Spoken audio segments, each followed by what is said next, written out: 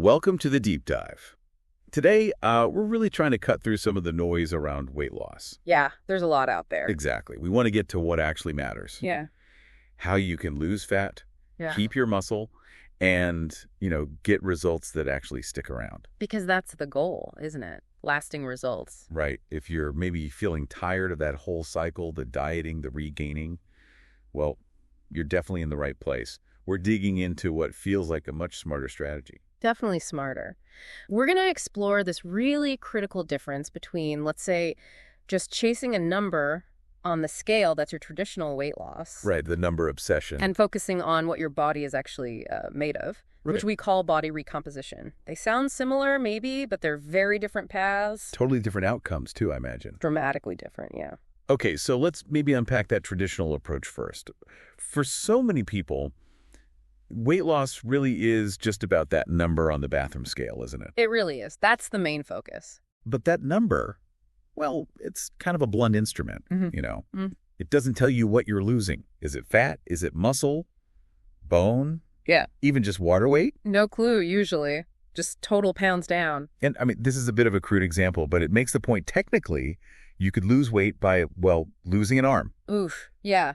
Not exactly the goal. Not the kind of healthy change anyone's actually aiming for, right? Precisely. So body recomposition, it takes a much more refined view. It's all about changing your body's composition. Composition meaning? Meaning the ratio of fat to your lean mass, so muscle, bone, water, all that good stuff. The real win here, the target, is losing body fat specifically. Okay, specifically fat. And this is key, preserving or sometimes even increasing your muscle mass. That's really the foundation for long-term success and, frankly, a healthier body overall. That might sound a bit strange to some people, losing fat but maybe not weight or even gaining weight. Let's try to visualize it. Good idea. Okay, imagine two people. Both start at, say, 150 pounds. Person A goes on a typical restrictive diet, cuts calories way down, and drops to 130 pounds. Okay, lost 20 pounds. Seems good on the surface. Right, they've lost weight. But chances are they've also shed a decent chunk of muscle right along with the fat. So their overall body fat percentage might not have actually improved that much. Interesting point. They're small, but maybe proportionally similar in terms of fat versus muscle? Exactly. Now, person B also starts at 150 pounds, but they focus on body recomposition, different strategy.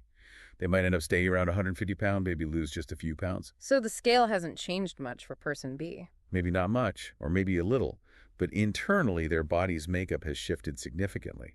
They've lost a substantial amount of fat, and they've either kept their muscle or maybe even gained some. And that's where the visual difference comes in, even without a big scale change. Totally. Because muscle's much denser than fat, isn't it? Much denser. Think 5 pounds of muscle takes up way less space than 5 pounds of fat. It's more compact. So person B, even staying at 150 or maybe slightly more if they built muscle, is probably going to look much leaner, more toned. Absolutely. They might have gone from, let's say, 30% body fat down to a much healthier 20%, all while weighing roughly the same. The mirror, their clothes, they tell a very different story than the scale does. Okay, that makes sense. So why does focusing just on that scale number, that traditional weight loss, so often lead to that really frustrating yo-yo effect? Losing it, gaining it back. Well, a huge piece of that puzzle is muscle loss. It's a major culprit. How much muscle are we talking about losing, typically? On average, when people lose weight through just restricting calories, maybe doing tons of cardio without enough protein or strength training, about 20, maybe 25% of the weight they lose is actually muscle. Wow, a quarter of it, potentially. Yeah, and this isn't just about how you look or feeling weaker. Losing muscle has this direct negative impact on how your body handles carbohydrates.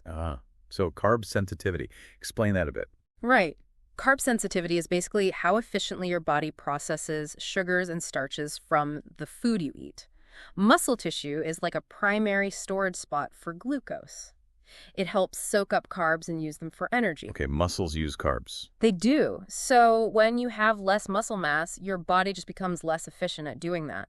After losing muscle, even eating a moderate amount of carbohydrates can lead to more of it being stored as fat. which leads to those plateaus, Mhm. right? Or regaining weight quickly. Exactly. It makes it so much easier to hit a wall or gain weight back as soon as you reintroduce more normal eating patterns. It's a really common and frustrating experience. And it feels like a double whammy, because don't those super restrictive diets also mess with your hunger hormones? Oh, absolutely. They often crank up your hunger signals. Your body starts pumping out more ghrelin, the hunger hormone, basically screaming at you for fuel because it senses deprivation. And when you're ravenous like that, what do you usually crave? Usually not broccoli, right? You crave high energy, often starchy, sugary foods, quick energy, which unfortunately can quickly undo any progress you've made. So you're fighting biology there. You really are. And then there's your metabolism to consider, the rate your body burns calories just existing at rest. And muscle plays a role there too. A big role. Muscle is metabolically active tissue. It burns significantly more calories than fat does, even when you're not doing anything. So lose muscle, And your metabolic rate slows down. Your body's engine basically gets smaller. which creates that cycle, right? Cut calories, lose some weight, but also muscle. Your metabolism dips. So you plateau, And then to lose more weight using the same strategy, you have to cut calories even further. leading to more muscle loss. And an even slower metabolism. It's this downward spiral. It's just a recipe for long-term struggle and makes regain almost inevitable for many people. And we haven't even touched on the strength aspect yet. Losing muscle obviously means reduced strength. Which has real health implications, especially as we get older. Definitely. We're talking about things like an increased risk of falls, potentially hip fractures, even just difficulty with everyday tasks, like carrying groceries or getting up from a chair. It really impacts quality of life. And lower muscle mass is linked to higher risks of conditions like sarcopenic obesity, that's having low muscle but high fat, and osteoporosis, weaker bones, things we definitely want to steer clear of. Yeah, absolutely. So it seems like the results you get from just focusing on the scale number are often really hard to maintain, precisely because of all these underlying biological changes, the slower metabolism, the increased hunger, the reduced carb tolerance. That's exactly it. It sets you up for rebound. Okay, so let's shift gears then. Let's talk about the upside, the benefits of focusing on body recomposition instead. All right. Well, one of the biggest advantages is that it really fine-tunes the approach specifically for fat loss. And because you're focusing on preserving muscle, it often allows for a bit more flexibility with your diet. Flexibility how? Like you can eat whatever you want. Not quite a free pass. But by prioritizing certain things like getting enough protein, healthy fats, and fiber. The things that keep you full and help muscle. Exactly. Those are key for satiety and muscle maintenance. When those are in place, you often find you can occasionally enjoy treats or less perfect meals without completely derailing your progress. It's about building a sustainable way of eating, not feeling constantly deprived. That sounds much more realistic long term. What about that carb sensitivity issue we talked about? That improves. When you maintain or even build muscle through body recomposition, your body gets much better at handling carbohydrates, using them for energy instead of storing them as fat. Plus you get the strength benefits, right? Yeah, And maybe that more toned look people are often after. definitely. You maintain or increase your strength, and you often see that visual change, the definition, the toning that comes from having more muscle relative to fat. I know even for myself, sometimes the scale won't budge for wicks, but my clothes fit totally differently. That's recompa happening. Yeah, that's a great non-scale victory. Absolutely. And beyond just how you look or feel, there are significant metabolic advantages. Keeping that healthy muscle mass helps keep your metabolism running more efficiently. Like keeping the engine size up. Exactly. And muscle acts kind of like a sponge for glucose, pulling sugar out of your bloodstream. This helps regulate blood sugar levels, which is crucial for overall metabolic health. Any impact on bone health? Potentially, yes. Strong muscles support strong bones just through physical stress and support.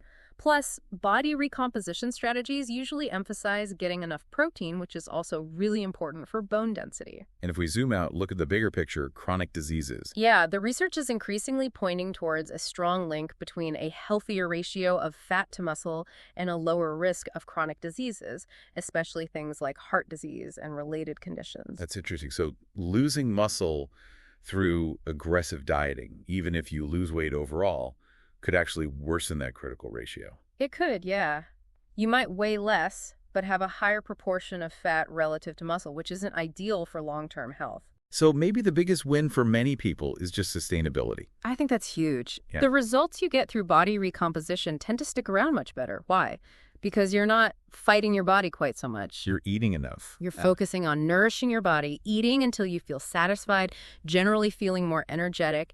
You avoid that extreme calorie cutting and the gnawing hunger that makes traditional diets so incredibly hard to stick with long term. It really is a stark contrast when you lay out the tools side by side. It is. Traditional weight loss, Yeah. often super low calories, tracking every morsel, maybe tons of high-intensity cardio just to burn calories. Right there. Whereas body recomposition, Prioritizes fueling your body properly, maybe learning to listen to your internal fullness cues instead of just relying on strict numbers. and strength training is key. Absolutely. Incorporating strength training, but also focusing on recovery. Not necessarily more exercise, but the right kind of exercise, often with less frequency than people think, allowing for that muscle repair. You mentioned you came across a story that illustrates this. Yeah, it was really compelling. A woman, I think she was in Haiti, who had been genuinely stuck in that yo-yo diet cycle for like 10 years. Wow, a decade. That's exhausting. Totally. Using all the traditional methods, spending time, money, losing some weight, only for it to all come back, sometimes more. It wasn't until she shifted her focus, even later in life, like in her 50s, 60s, even 70s. Just never too late. Apparently not. She started applying these core principles of body recomposition and finally started seeing lasting changes. And the kicker was she did it without meticulously weighing and measuring every single thing she ate. That's powerful. A more sustainable, less obsessive approach worked better long term. Exactly. It just fit into her life better. So what were those key principles that made the difference for her and for body recomposition generally? Well, first off, it's really about making nutrient-dense foods the foundation, meaning foods packed with nutrition relative to their calories. So plenty of protein, crucial for muscle repair and satiety. Healthy fats, also important for hormones and feeling full. And lots of fiber from vegetables, fruits, whole grains. So quality over just quantity. Big time. These foods keep you feeling full and satisfied, and they give your body the actual building blocks it needs for muscle, for overall health. Okay, protein, fat, fiber. What about carbs? It involves being smart about carbs, not necessarily eliminating them, but choosing the right types and amounts for your activity level and goals, focusing on what some call proper glycemic load carbs. Glycemic load, meaning how quickly they impact blood sugar. Basically, yeah. Choosing carbs that give you sustained energy without huge blood sugar spikes and crashes. Yeah. The resources we looked at actually had some good pointers on tailoring carb choices to specific goals, which was interesting. And you mentioned listening to fullness cues. Yes, that's another crucial piece. Learning to eat until you're genuinely satisfied, not stuffed, and really tuning into your body's natural signals of hunger and fullness. Which probably gets easier when you're eating those nutrient-dense foods we talked about. Much easier. When your body is getting the nutrients it needs, those satiety cues become a lot clearer and more reliable than when you're just eating, say, processed junk food. Makes sense. And of course, the exercise component. Right. Resistance training, strength training, whatever you want to call it, is really a cornerstone. It needs to be tailored to your fitness level, of course. So you don't need to suddenly become a bodybuilder. Not at all. But consistently challenging your muscles in some way is essential for telling your body, hey, we need to keep this muscle, maybe even build a little more. There are tons of options. Body weight exercises, bands, weights, something for everyone. And how do you track progress if the scale isn't the main focus? That shifts too. Instead of just the scale, body recomposition encourages using other tools that give you a much better picture of what's actually changing. Like using a simple measuring, tape waist, hips, arms, legs. Sometimes those numbers shrink even when the scale doesn't move. There are even online calculators where you can plug in measurements and weight to get a rough estimate of body fat percentage. That sounds more informative. It really is. And if you have access to one, things like an InBody scan, which you can often find at gyms, can give you even more detailed data. Your specific pounds of muscle mass, pounds of fat mass, that gives you so much more valuable insight than just that one single number on the scale. Okay, measurements, maybe body fat estimates, anything else? Yes, and this one's huge but often overlooked. Prioritizing sleep and rest. Recovery. Super important, especially if you're doing resistance training. Pushing yourself too hard day after day without enough rest can actually work against you. Your muscles repair and rebuild during rest periods, particularly during sleep. So overtraining is a real thing that can stall progress. Absolutely. Giving your body that crucial recovery time is essential for actually seeing those positive changes in your body composition. It's not just about the work, it's about the recovery too. So Wrapping this up then, the main message seems to be maybe shift your focus. I think so. If you're feeling stuck, maybe consider moving away from solely chasing that number on the scale. And instead, Instead, try to understand and focus on improving what your body is actually made of, that fat to muscle ratio. It really does seem to be a more sustainable, more empowering path. leads to better health long term. And probably the kind of results, feeling strong, looking toned, having energy that most people truly want anyway. Exactly. So maybe just take some time, explore these ideas a bit more. Think about how these principles of body recomposition might fit into your own life, your own journey. It could be a really worthwhile shift in perspective.